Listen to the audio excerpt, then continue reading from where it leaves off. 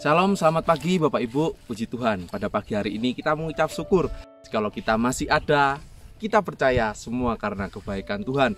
Dan pada pagi hari ini, sebelum kita beraktivitas, sebelum kita melakukan setiap kegiatan kita sepanjang hari ini, kita mau dibekali oleh kebenaran firman Tuhan. Nah, pada pagi hari ini Bapak Ibu, renungan firman Tuhan, saya beri tema atau saya beri judul, Dilupakan Manusia, Diingat Allah. Puji Tuhan. Memang kecenderungan manusia Bapak Ibu itu lupa. Gampang sekali manusia itu untuk lupa. Bahkan yang mungkin lebih parah lagi, seringkali manusia Bapak Ibu itu melupakan kebaikan orang lain. Pada pagi hari ini Bapak Ibu, mungkin ada di antara kita yang kita merasa sepertinya kok seolah-olah nggak ada orang yang mengingat saya, nggak ada orang yang mengingat aku. Mungkin keluarga, saudara, orang terdekat seolah-olah atau sepertinya melupakan kita. Nah, kita nggak sendiri Bapak Ibu. Ternyata di Alkitab Bapak Ibu, kita akan melihat ada satu tokoh di Alkitab yang kehidupannya pun dilupakan oleh orang lain. Nah, langsung saja kita akan melihat Bapak Ibu kisah dari tokoh di Alkitab yang bernama Yusuf. Coba kita lihat ayatnya di dalam Kejadian 40 ayat yang ke-23. Tetapi Yusuf tidaklah diingat oleh kepala juru minuman itu, melainkan dilupakannya. Kita lihat Bapak Ibu, Yusuf pun mengalami pengalaman dilupakan oleh orang lain. Nah, mungkin kalau saya ambil contoh Bapak Ibu ya, mungkin di era kita sekarang, di dunia saat ini, banyak sekali juga orang-orang yang dilupakan oleh orang lain. Mungkin Bapak Ibu sering mendengar kisah tentang para veteran yang dulu berjuang untuk negara kita. Di akhir masa tua mereka, di umur yang sudah sepuh, sepertinya mereka tidak diperhatikan. Bahkan saya pernah membaca sebuah artikel Bapak Ibu, ada seorang pejuang veteran dari Tarakan bernama Bapak Muhammad Jafar. Dia per bulan Bapak Ibu, dia cuma dapat 250.000, dan itu pun diambil 3 bulan sekali. Sungguh sangat miris Bapak Ibu. Nah, itulah manusia Bapak Ibu, seringkali punya kecenderungan melupakan orang lain. Nah, di Alkitab Bapak Ibu, ternyata ada juga tokoh yang dilupakan oleh orang lain, yaitu Yusuf. Apa saja sih yang dilupakan dari seorang tokoh yang bernama Yusuf ini? Kita lihat, saya bacakan mulai ayat yang ke-5. Pada suatu kali bermimpilah mereka keduanya, baik juru minuman maupun juru roti, Raja Mesir, yang ditahan dalam penjara itu. Masing-masing ada mimpinya. Pada satu malam juga ada mimpi masing-masing itu ada artinya sendiri. Ayat yang ke-6. Ketika pada waktu pagi Yusuf datang kepada mereka, segera dilihatnya bahwa mereka bersusah hati. Yang dilupakan dari Yusuf Bapak Ibu, itu kepeduliannya Yusuf. Sungguh sangat kasihan Bapak Ibu ya, Yusuf. Dia orang yang baik, dia orang yang peduli, dia tolong orang lain. Namun kepeduliannya tidak diingat Bapak Ibu. Di ayat yang sudah kita baca tadi, Yusuf dilupakan oleh juru minuman, orang yang ditolong Yusuf di dalam penjara Bapak Ibu. Kita lihat apa yang dilupakan dari Yusuf. Yang pertama, kepeduliannya Yusuf.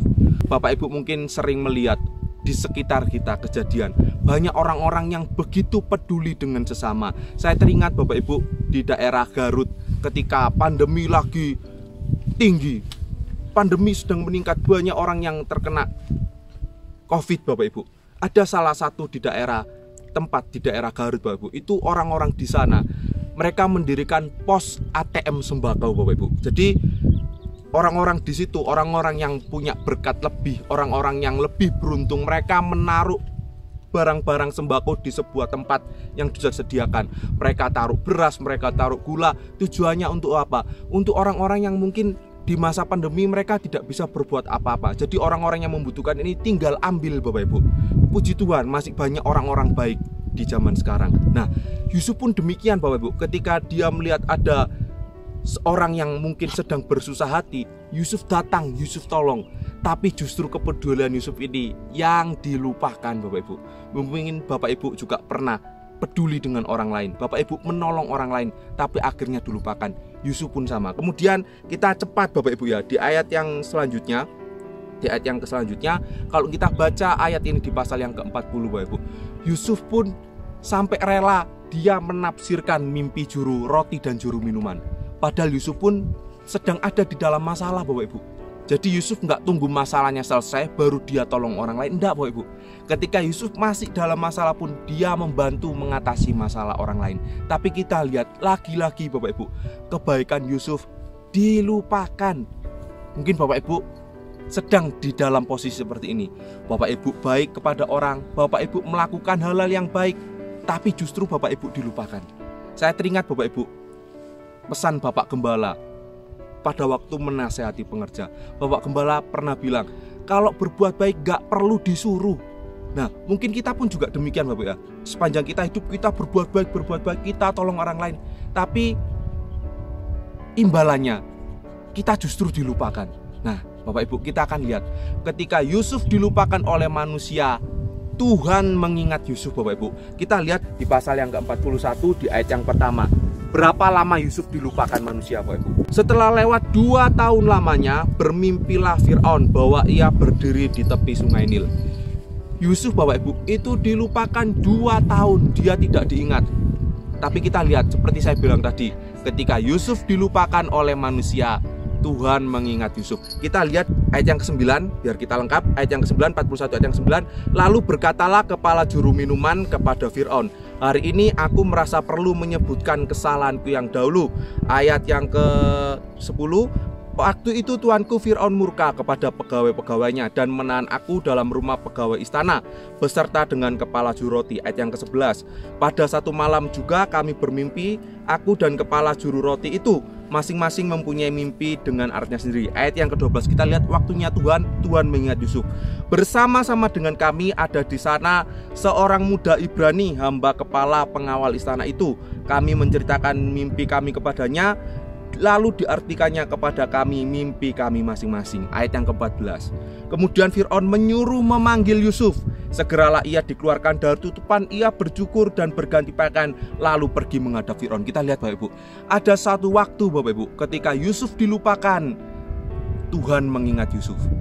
Di ayat ini Yusuf dipanggil ke istana dan nanti kita tahu endingnya, Yusuf menjadi seorang penguasa di tanah Mesir.